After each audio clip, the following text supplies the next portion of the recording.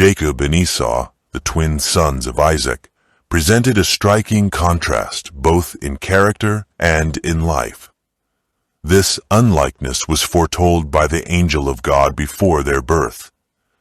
When, in answer to Rebekah's troubled prayer, he declared that 2 sons would be given her, he opened to her their future history, that each would become the head of a mighty nation, but that one would be greater than the other, and that the younger would have the preeminence.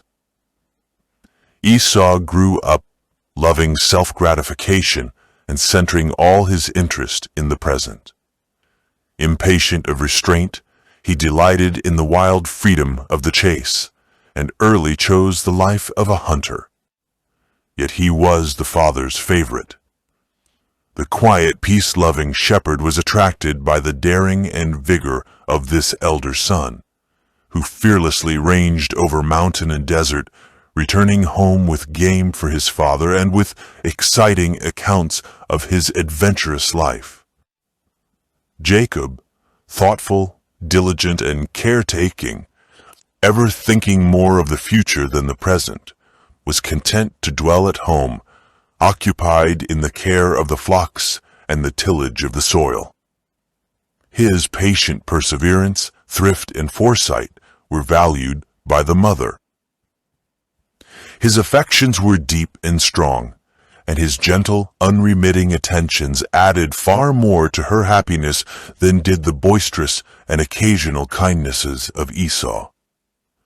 To Rebekah, Jacob was the dearer son.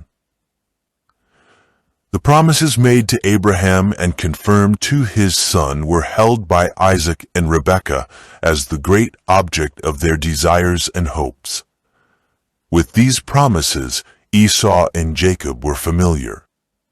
They were taught to regard the birthright as a matter of great importance, for it included not only an inheritance of worldly wealth, but spiritual preeminence.